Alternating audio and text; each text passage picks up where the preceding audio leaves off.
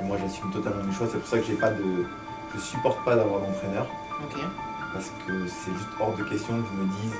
Super, mais déjà, c'est un merci. Merci d'avoir accepté. Avec plaisir. Top. En plaisir. Donc, je te présente assez rapidement et après je te laisserai te présenter plus en détail. Donc, Bassa Mawem, tu as 37 ans, ton sport c'est l'escalade avec comme spécialité la vitesse. Ton palmarès en international, c'est que tu as été vice-champion du monde en 2018. Donc à chaque fois c'est en vitesse, hein, c'est ta discipline. Tu as gagné la Coupe du Monde en 2018 et en 2019. Et tu as gagné aussi donc, des étapes tu as gagné l'étape de Coupe du Monde en 2018. Tu as fini deuxième en 2014, en 2019. Ça c'est sur des étapes. Et médaille de bronze en 2014. Bravo pour tout ça. Merci. De rien. Maintenant je te laisse te présenter. J'aimerais savoir déjà comment tu as commencé le sport. C'était peut-être pas l'escalade au départ. Et ton chemin, ton histoire jusqu'à ici, comment tu en es arrivé là. Ok, alors tout lié au sport. Hein. Oui. Pour le coup, j'ai commencé le sport quand j'étais tout petit, parce que mon père était légionnaire. D'accord. Et voilà, on a toujours eu cette culture du sport. Okay. Voilà, le dépassement de soi, il était dur avec nous, vraiment dur. Et spécifiquement avec moi, il était vraiment très dur parce qu'il me voyait faire de grandes choses dans le sport. Et donc voilà, on allait tout le temps dans la garrigue, courir. On allait à la Légion, à la caserne pour faire les parcours militaires et tout ça. Et quand j'étais en primaire, juste pour donner un peu le rapport, je voulais rentrer en école militaire. Mais déjà en primaire. Ok, ouais, déjà en primaire. J'avais vraiment envie de devenir militaire, d'être aussi fort que mon père, et ainsi de suite. Donc ça, c'est le premier rapport que j'ai avec le sport. Après, j'ai fait plein de bon, après, j'ai eu des petits rebondissements dans notre vie avec la séparation de mes parents, notre départ en Afrique et tout ça. D'accord. Mais sinon, j'ai toujours fait plein de sports. J'ai fait du foot, du tennis, du hand, du volley, du basket, du ping-pong, du judo. Franchement, j'ai un peu tout fait. J'ai vraiment un peu tout fait. Je me sens bien dans tous les sports. J'apprends hyper vite. Je m'éclate très vite, quoi. Je m'éclate très vite dans les sports, dans le snow, je fais un peu tout, quoi. J'ai fait beaucoup de roller, de la gym. D'accord. Et en fait, j'ai toujours fait plein de sports, mais toujours avec ce rêve et cet espoir de tomber sur la discipline qui allait me plaire et sur laquelle j'allais vraiment me lancer. J'ai toujours voulu faire de la gym. D'accord.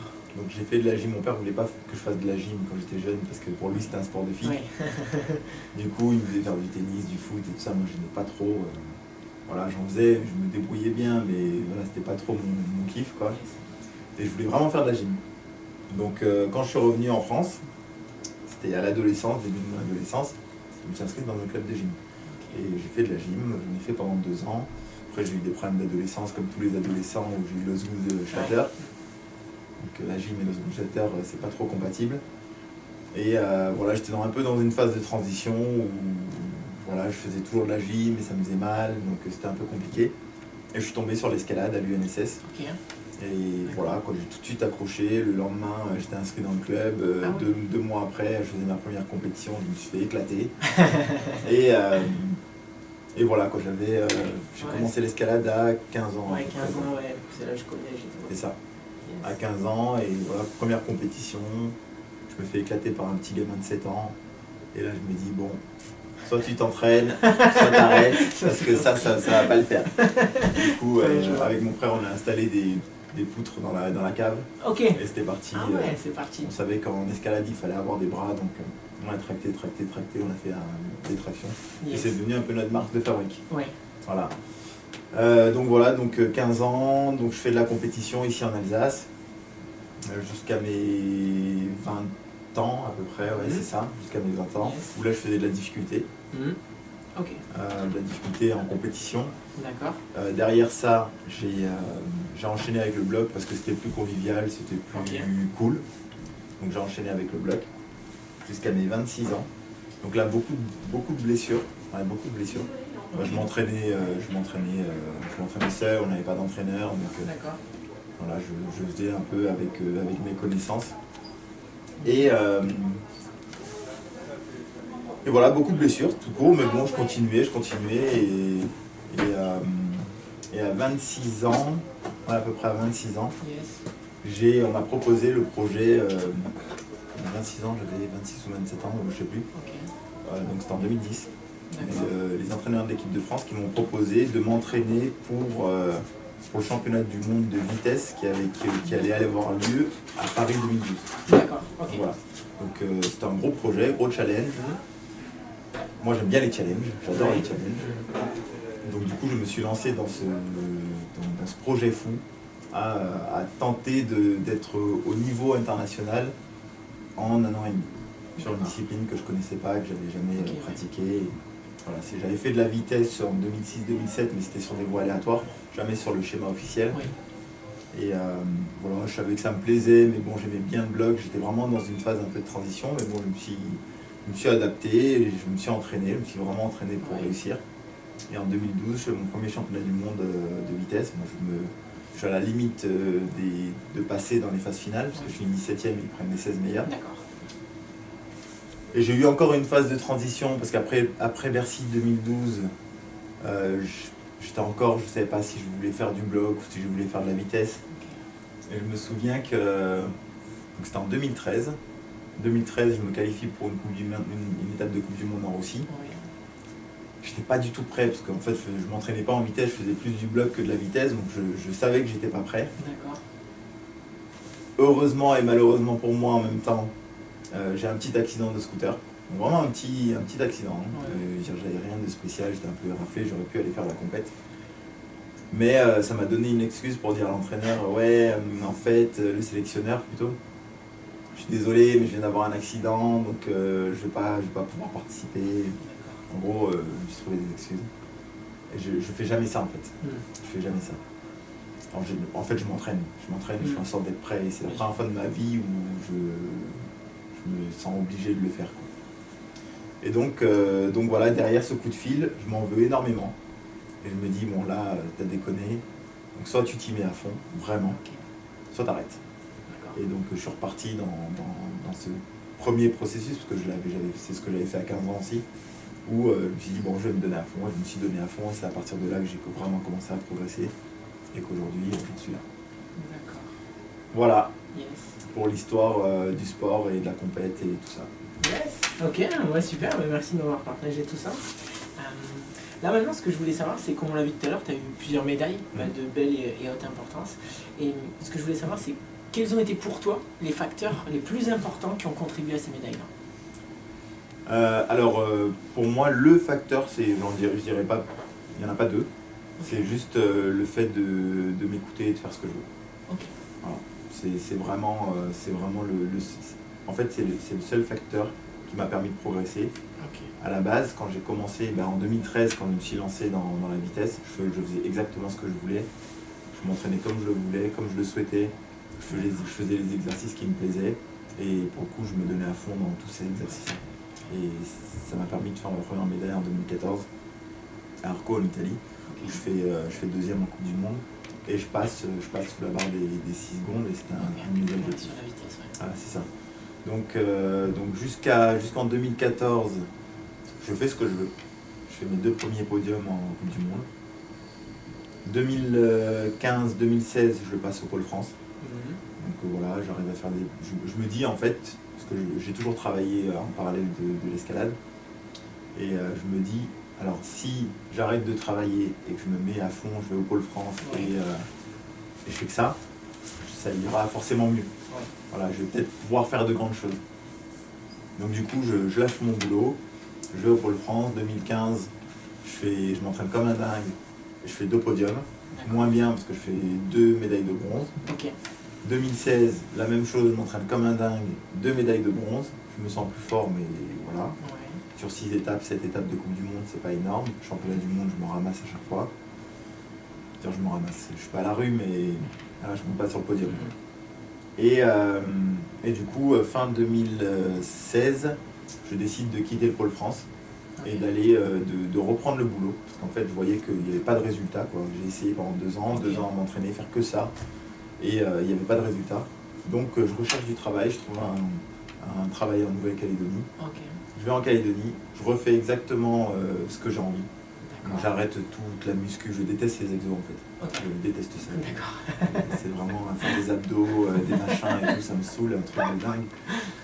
Donc j'arrête tout ça, j'enlève tout ce qui me prend la tête et je me mets à fond en fait dans le peu de choses que j'aime faire. des tractions Ouais. et de la grimpe. Ok. Voilà. Yes.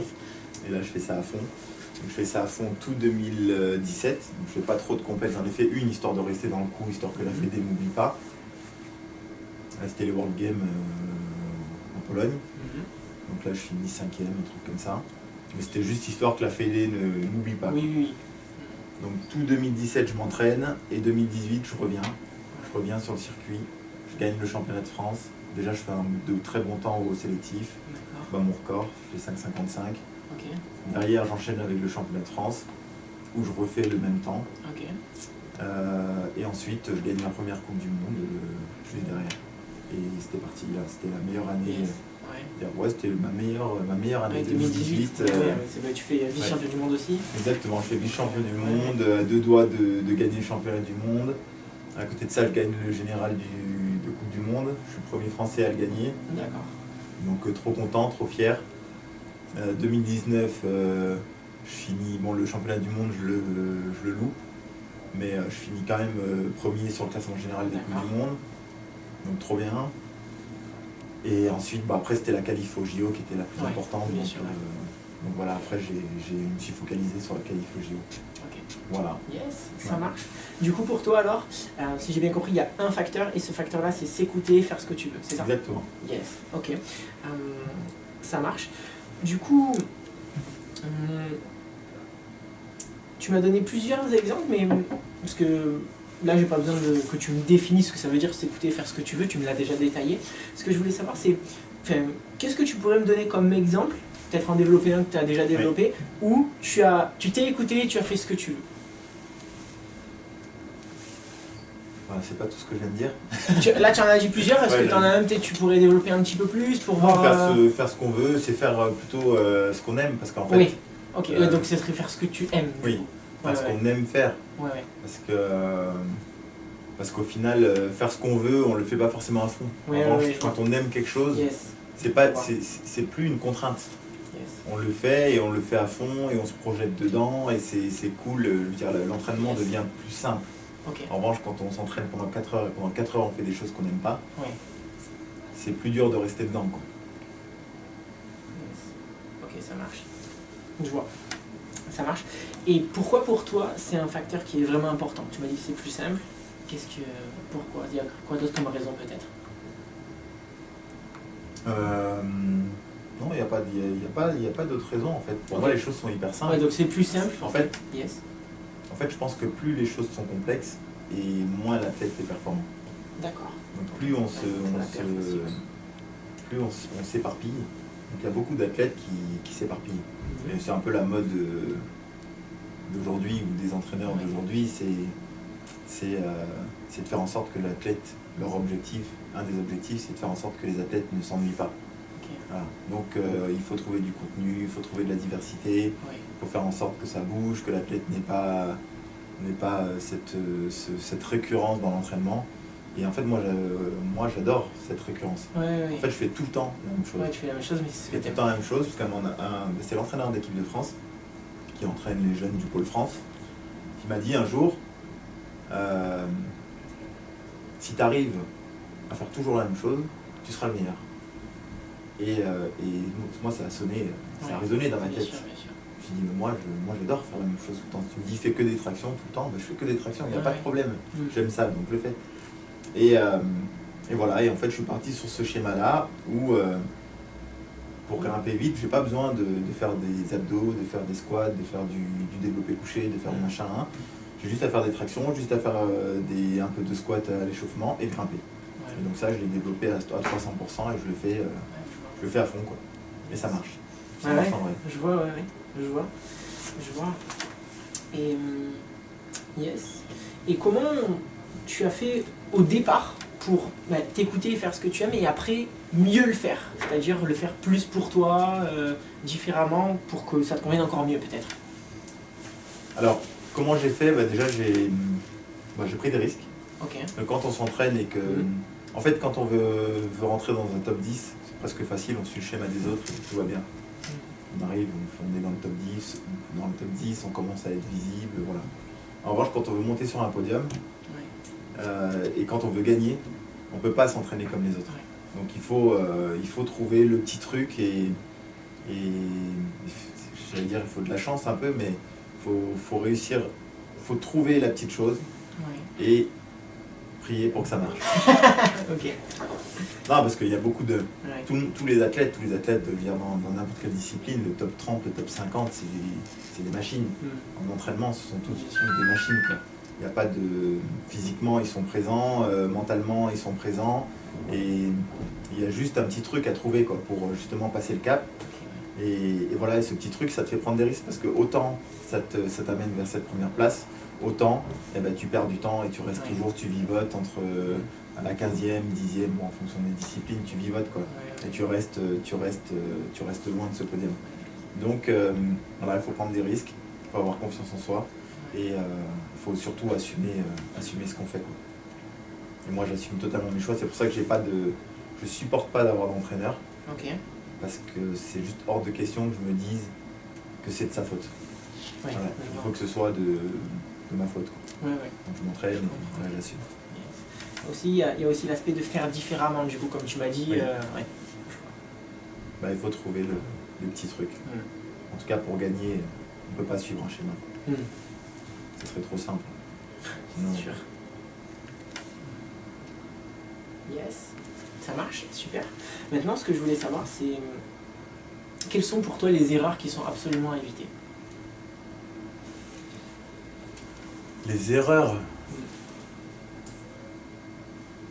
Les erreurs, pour moi, il n'y a pas d'erreur. Parce qu'on peut, en fait, de toute façon, si on veut réussir, on est obligé de passer par la case erreur. Donc, c'est pas des erreurs, c'est plutôt de l'apprentissage. Donc, il n'y a pas vraiment d'erreur. Bon, l'erreur, j'ai envie de dire, c'est de s'éloigner de son projet. Mais quand je dis s'éloigner de son projet, c'est aller se taper tous les week-ends des barbecues avec ses potes, c'est d'essayer de vivre comme une personne normale. Ça serait... Mais c'est pas vraiment une erreur, après c'est un choix. La personne qui fait ça, elle sait pas trop ce qu'elle veut, quoi. Donc non, pour moi, il n'y a pas vraiment d'erreur, hein. Faut faire des choix, faut les assumer. Il y a des choix qui seront pas forcément bons. Il faut savoir se réguler, se remettre en question très rapidement pour pas perdre de temps et avancer, quoi. Mais il n'y a pas vraiment de là, je parle dans le sens, quand je dis erreur, c'est pas là où les petites erreurs, je parle les erreurs dans le sens où si tu fais ça, cette erreur-là, tes chances de victoire, de médaille, elles plongent littéralement. C'est ça que j'entends quand je dis erreur. Mais je comprends pas trop parce que du coup, pour moi, il y a vraiment... S'il n'y en a aucune pour toi, il n'y en a aucune. Hein, mais pour moi, il n'y a pas d'erreur, quoi.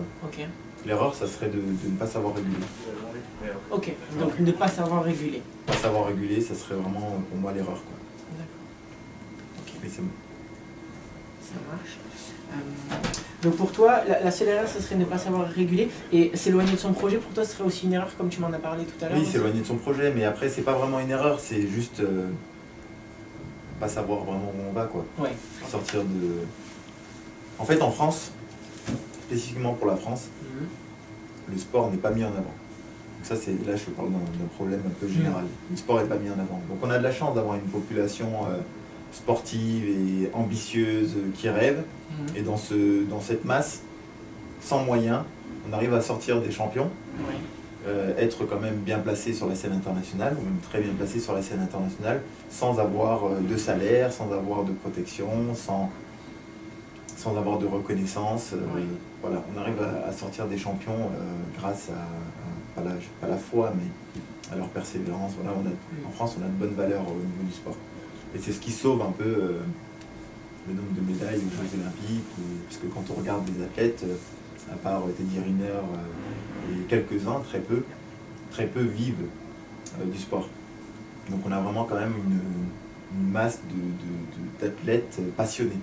C'est ce qui sauve. Si on regarde par exemple, si on prend la Chine ou la Russie, ils ont tous des emplois, ils sont sportifs de haut niveau, ou ils sont dans des écoles, ils sont payés, c'est leur métier, c'est comme ça, ils sont protégés. Mais nous, on n'est pas dans ce cas de figure-là. Et en fait, voilà, pour moi, il faut... Comment dire? En fait, il faut juste il faut se faire confiance et avancer.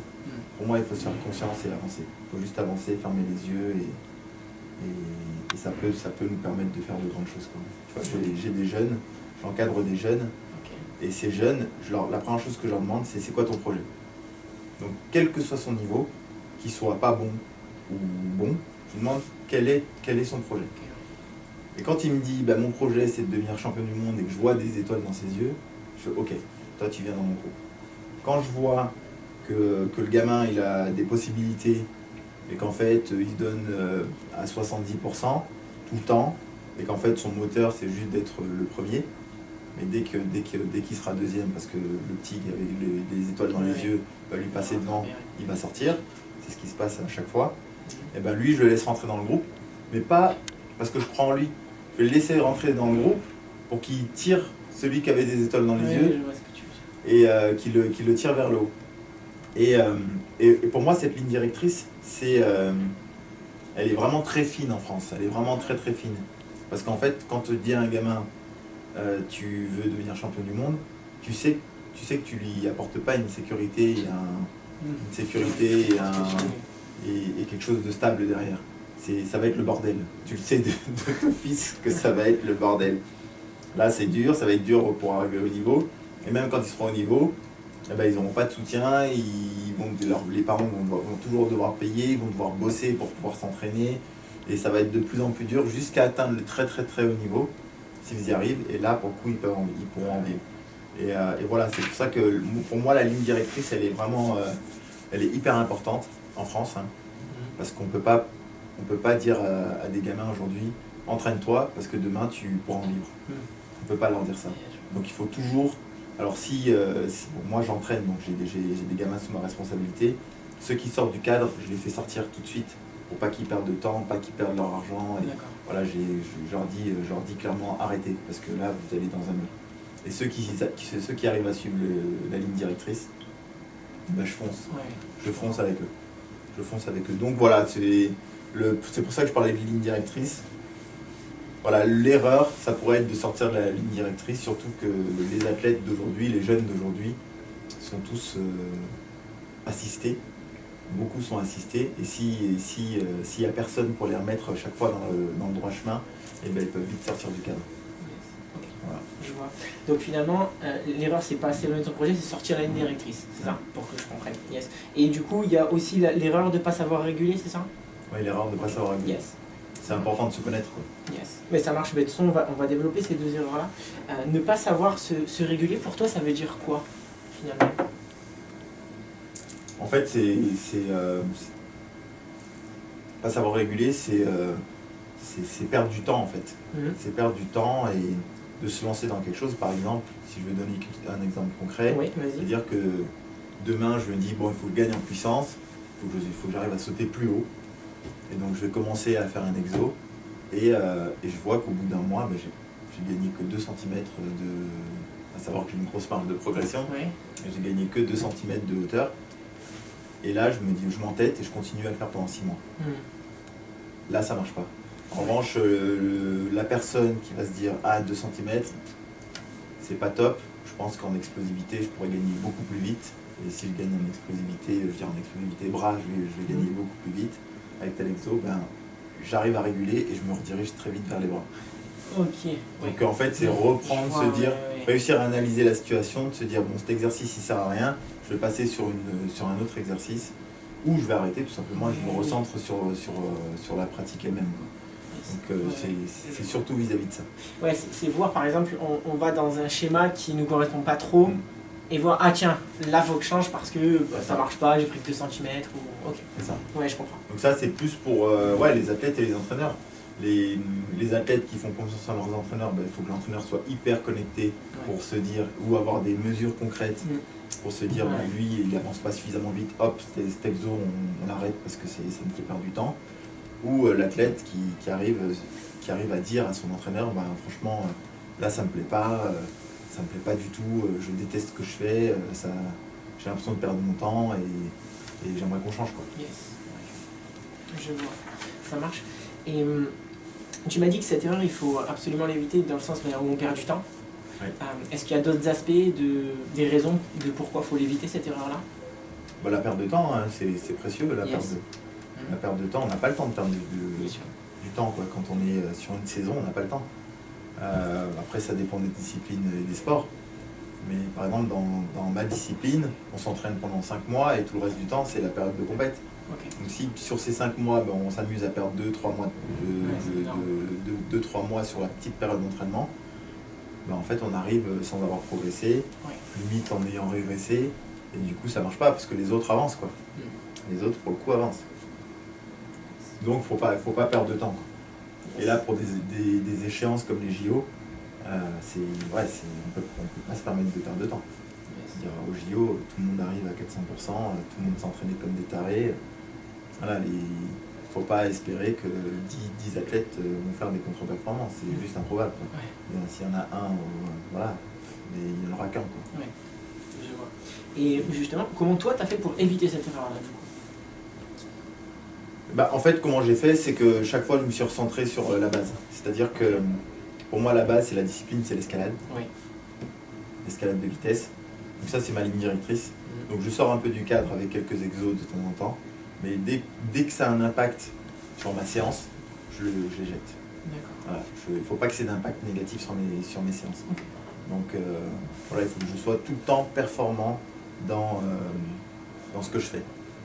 Et ça me permet d'avancer.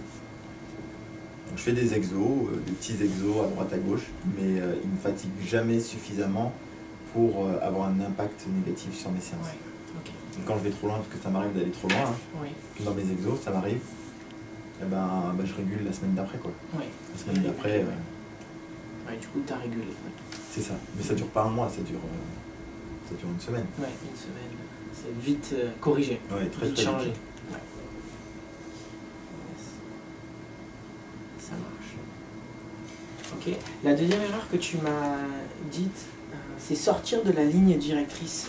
Ouais, c'est exactement ça. Hein. Ouais. Donc sortir de la ligne directrice, c'est la discipline. Ouais. De toute façon, en faisant des exos pour ma part, quand je fais des exos, je sors un peu du cadre, mais bon, ça me permet de devenir plus fort aussi. Donc il faut que je sorte de ce cadre pour devenir plus fort en jambes, plus fort en bras, plus fort physiquement.